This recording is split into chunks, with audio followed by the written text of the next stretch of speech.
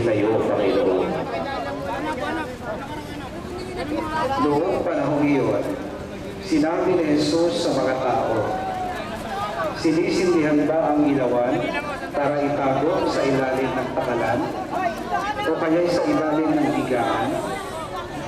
Hindi ba upang ilagay sa talagang patungan? Walang natatago na hindi malalantad at lihim na hindi mabubunyag. Ang mga may pandinig ay makinig. Unawain ninyong mabuti ang inyong naririnig. Ang panukat na ginamit